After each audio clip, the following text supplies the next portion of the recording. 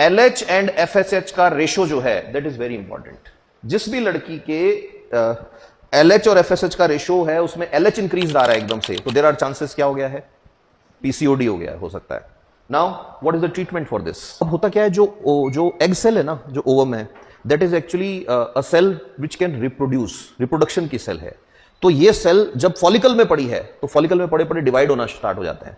तो डिवाइड होना जब स्टार्ट हो जाते हैं तो ये भी याद रखना कि ये जो ओवेरियन सिस्ट है, यही तो बोलते हैं ना इसको, ovarian cyst can develop in the cells like nails, like teeth, दांत, नाखून, हेयर, बाल। तो कई बार ऐसा भी होता है, सोनोग्राफी करते हैं पेशेंट की तो उसकी ओवरी में क्या दिख रहा है, दांत दिख रहे हैं, उसकी ओवरी में नाखून दिख रहे हैं, उसकी ओवरी में बाल दिख रहे हैं। कहां से आए वो? That cyst is developing. Why that is developing? Because वो अंडा है। अंडे का काम क्या था आगे जाके? बच्चा बनाना।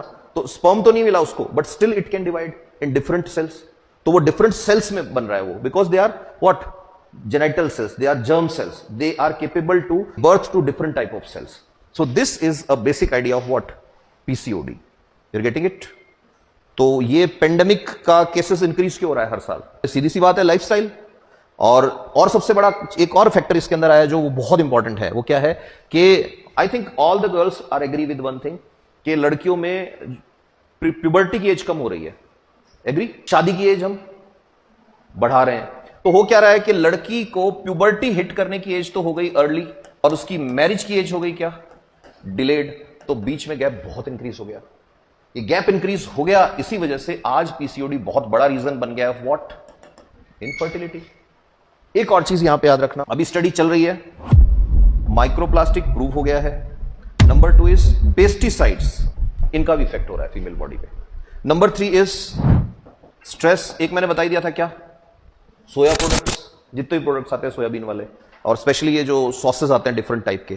फिर उसके बाद वेल प्रूव्ड है what, fast food. Well proved है which food, processed food. Now लड़कों की बात अगर करोगे तो लड़कों में सिर्फ एक हार्मोन है, विच वन, टेस्टोस्टेरोन। लड़कों की बॉडी डिफरेंटली प्रोग्राम्ड है। लड़कों में जितनी बार उनमें टेस्टोस्टेरोन है, countless times they can generate sperms, but female body is programmed according to the cycle of how many days, 28 days. तो I think now you can guess कि ये चीजें फीमेल को ज्यादा अफेक्ट क्यों कर रही है। लड़कों में तो एक ही असर आ रहा है, infertility, because of low testosterone. Because of low testosterone, वो वर्ल्ड वाइड प्रूफ हो गया है कि टेस्टोस्टेरोन का लेवल गिर रहा है, हर जनरेशन के साथ गिर रहा है, हर एक साल गिर रहा है, एवरी ईयर डिक्रीज ही हो रहा है लड़कों के अंदर level. That is mainly because of what, microplastic in the boys.